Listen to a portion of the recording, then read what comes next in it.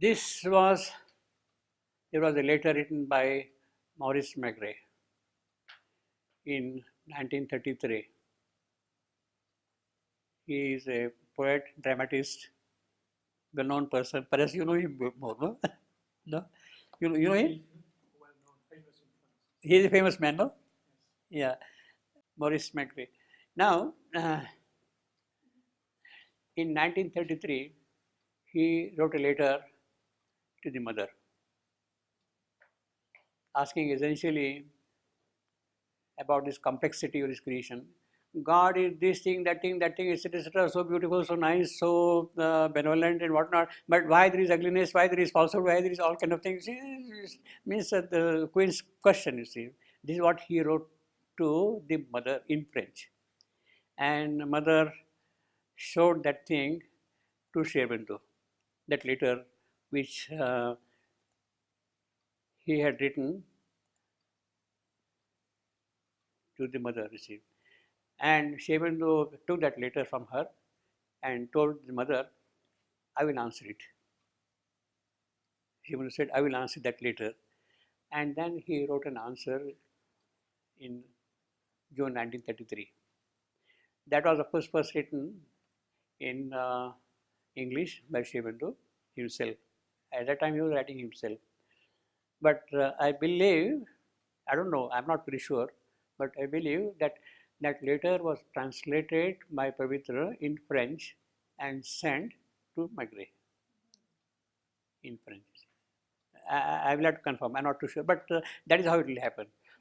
In fact, most of the foreign correspondence was done through Pavitra. So it is very likely that it might have been translated and sent to him like that, you see. If it is so, actually there should be the French translation of it also available somewhere. But I don't think it's present there. No, I don't know. I don't know. So, Sherbendu wrote a detailed letter about 8-10 pages, means about maybe 5,000, 7,000 words long letter. And now, along with this particular letter, there are other 2 or 3 articles which are put in that book. The title of the book is The Riddle of This World. So they have put a few more accompanying articles related to this topic, and that came out about the same time. About the same time, you see. But this letter is a famous letter, and it's available anywhere on the web also. It's there, you see. But this is a full letter, you see. And what a beautiful letter it is. If you read the original English, really beautiful letter, is it? I mean, such impeccable presentation. Absolutely. But he knew that he would answer many questions from everybody. He knew. Yeah, of course. Yeah, of course. Yeah, yeah. But no, but the way of presentation, the way in which the whole essay is developed, that is something very remarkable. The tightness of language, of argument, of seizing the basic issue and presenting that thing, that is a lesson by itself. That is a lesson by itself. That is something very remarkable, I will say. Now, what are the crucial points in that letter? I have kind of made bullet marks of his argument. Now, why the purpose of going to that thing is it thy God who has made this? See, that is Savitri's mother's question, and Shivandu has put the whole answer, this letter, the riddle of this world, he has put through Savitri's mother here. We'll read her arguments also. There is something more than what is there in that word, and we'll see that thing as we go to the text. But first, let us see about this. Is this thy God? And what Shivandu says. This is he opens the letter by saying that, well, what you see around here, this is not a very ideal world. This is not a very satisfactory world. The world in which we are living is not a satisfactory world, is not an ideal world. It is strongly marked with the stamp of inadequacy, suffering, evil. That is a fact of life as it stands today. So naturally, for the human consciousness, human being, human mind, human reason, I mean, there seems to be something missing. If God is this, then how this? It's a kind of a natural question, you see. But so therefore Sri Aurobindo says, yes, I admit that this world is inadequate. This world is full of suffering and evil. It is a fact of life that you can't deny, and you can't run away from that also. This perception, but then he also says that, see how Sri Aurobindo turns that argument. Yes, there is anguish, there is suffering, but that is necessary because it is that which prompts you to make progress. This perception is in a way the starting point of the spiritual urge. You start asking questions, why it is so? Something prompts you to ask that question. Something prompts you to go further and find solution to that. The quest begins with that question. The moment you see that contradiction, the quest begins with that question. The shadow overhanging the whole range of this manifested existence. Yes, there is there, it's there. Now therefore you start asking question, why there is the shadow? There is the sunlight, there is the truth light and all that thing. Then where from has that shadow come? How it has come? And it is spreading in over the entire world here. How? So that is the question which is prompted because of the inadequacy of this world, the unsatisfactoriness of this world that prompts you itself. So in a way, it is good that the world is made inadequate. Otherwise, we would not have asked that question at all. We would have lived in the ideal level and remained static. We would not have made any progress at all, you see. Would have. But what is the essential character of all manifestation? He is asking a question now. Yes, this is there like that, but is it all that? Is that the nature of this manifestation? Had the physical world to be of this nature, full of ignorance, full of suffering, full of misery, full of anguish, full of difficulties, has it to be like that? Is it the essential character of manifestation? Essential character of manifestation. It need not be, he says. Had the physical world to be of this nature, can it be nothing but this? Now, the answers to that is the desire of birth. Yes, we want to come into existence. The will to manifest, the will to create. If this world is full of misery and suffering and all that, then the desire to take birth, the will to manifest, the will to create, to enjoy life here, then it becomes the original sin. Then it becomes the original sin. If the world is like that, and then still you want to desire that sin, you see, and withdrawal. Therefore, to get out of this original sin, the only way is withdraw from birth or manifestation as sole possible way of salvation. Get out from here. Get out from here. This is the original sin. Get out from here. That is one type of an answer. The imperfection, the evil, the suffering may be a besetting circumstance or a dolorous passage. The other possibility is, yes, you get out of here. Look for salvation. Look for salvation. The other possibility is, yes, there is imperfection, there is evil, there is suffering, but not the very condition of manifestation. That is not the essence of manifestation. It has happened in manifestation, but that is not the essence, the real stuff of manifestation. Something which has occurred on the way, and you have to deal with it, you have to tackle it. That's all. Besetting circumstance or a dollar, but not the very condition of manifestation. That's not the very condition of manifestation. Is not designed that way that evil, suffering, etc. should arise. It's not designed that way. Not the very essence of birth in nature. So, wisdom will lie not in escape. Don't run away from here. Deal with the problem. That is the affirmative spirituality of Sri Aurobindo. The affirmative spirituality of Sri Aurobindo. Yes, there is a difficulty. Tackle it. Don't run away from difficulty and go to Nirvana, go to some Brahman or merge there and disappear from here. Wisdom will lie not in escape, but in the urge towards victory here. That is the affirmative spirituality of Sri Aurobindo. Urge towards a victory in spite of the difficulties. In consenting association with the will. Now, towards victory, by what method? By identifying your will with the will which is there behind this world. By identifying your will with the will which is there behind this world. Make your will one with that will, and then towards the victory, the path is opened. A discovery of the spiritual gate to perfection. That is the way of stepping into the world of victory and conquest. Perfection. Perfection by what? By identifying your will with the will of the Creator. Will which is there behind this world. The entire descent of the divine light, knowledge, power, beatitude, it is that which you had to aspire for. Your urge has to be towards that. You see.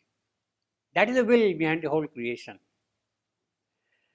Now, then he says, all spiritual experience affirms that there is a permanent.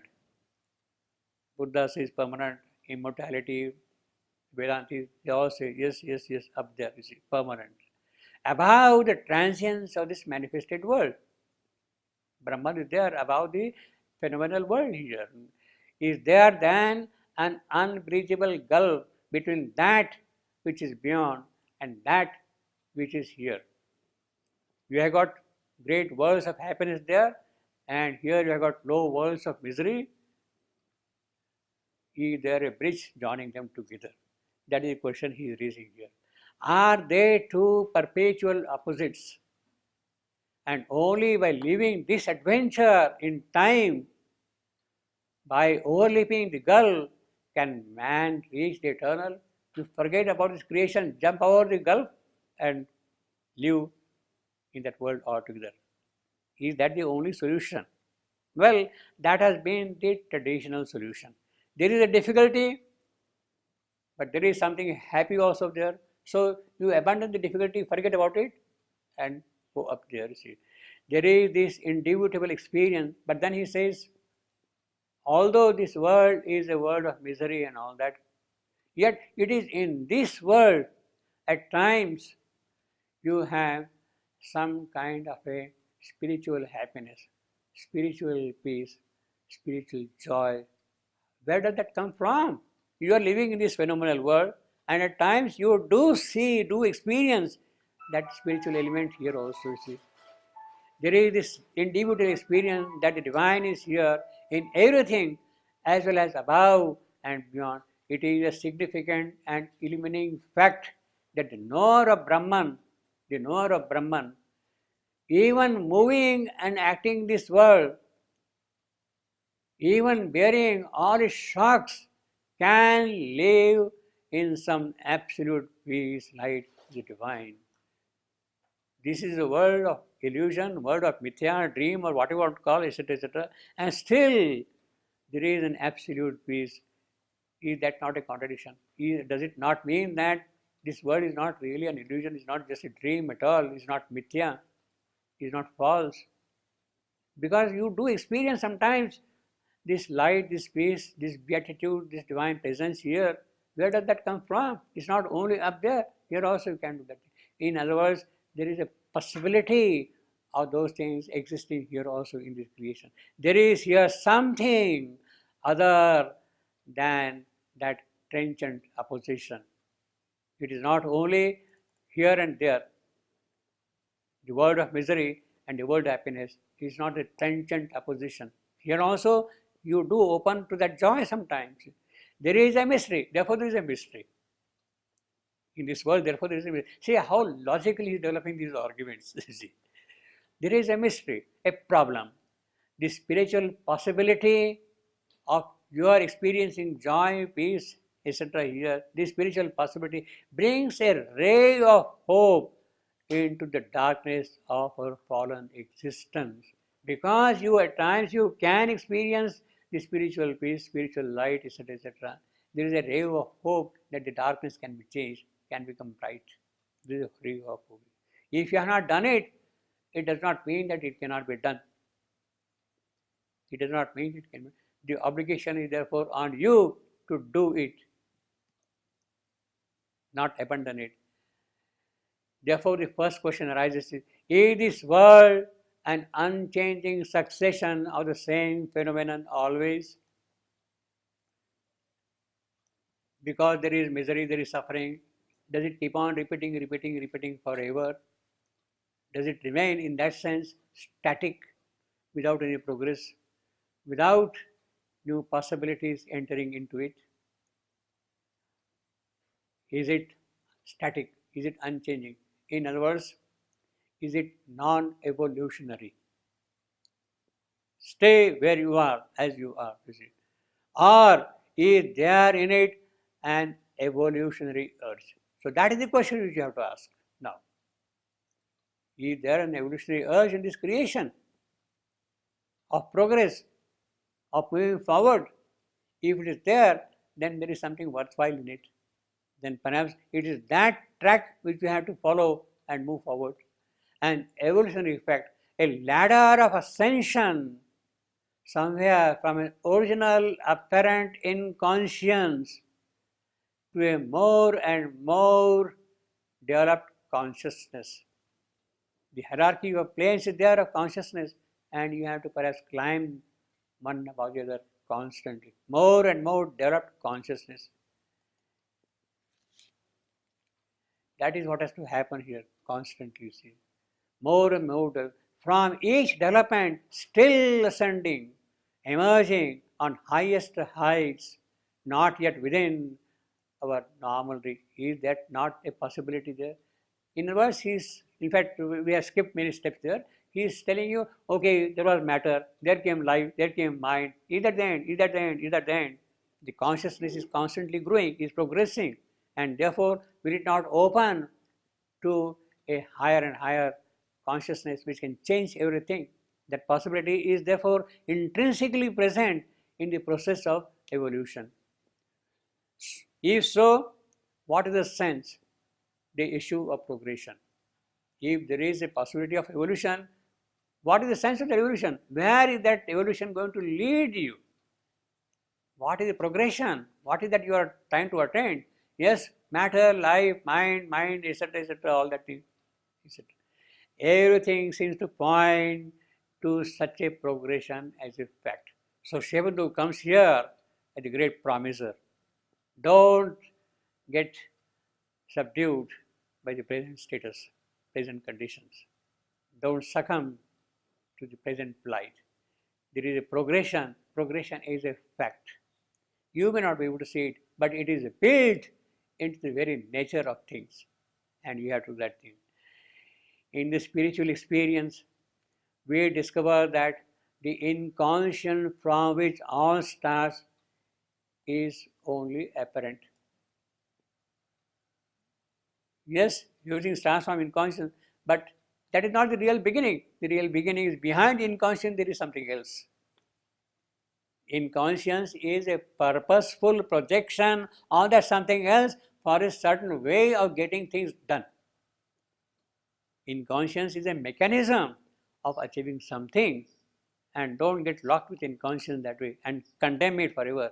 It is a handle for achieving something. It is an involved consciousness in the inconscience with endless possibilities. With endless possibilities. That is the possibility, that's the function of inconscience. In fact, there is a line in Savitri, he says, the inconscient too is infinite. Inconscient too is infinite. It does not mean that suffering is infinite, misery is infinite. It means that all the locked possibilities of the unmanifested Supreme are present in the inconscient, and those locked possibilities, they have to come out constantly. They have to emerge, they have to come into full manifestation. That is the basis of inconscience. It is an involved consciousness with endless possibilities, a consciousness that not limited by cosmic and infinite, a concealed and self-imprisoned divine. Now this is again metaphysically very powerful. Not limited but cosmic and infinite.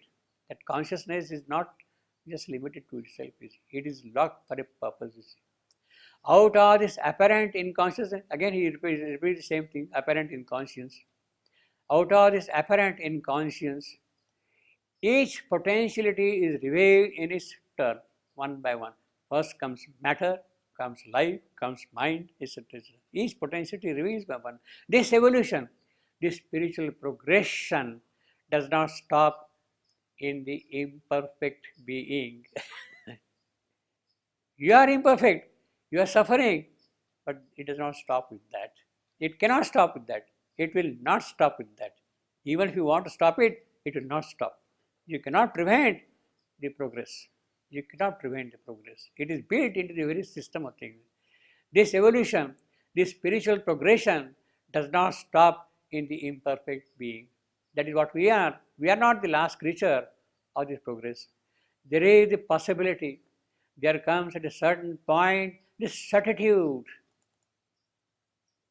Our mind may be wavering, but if you are open something to the inner perception, we also acquire a faith, we acquire a certitude. Yes, there are new things which can come out to me. See, there is a possibility. There comes at a certain point a certitude that there is a far greater consciousness. It has to come out, it has to open out.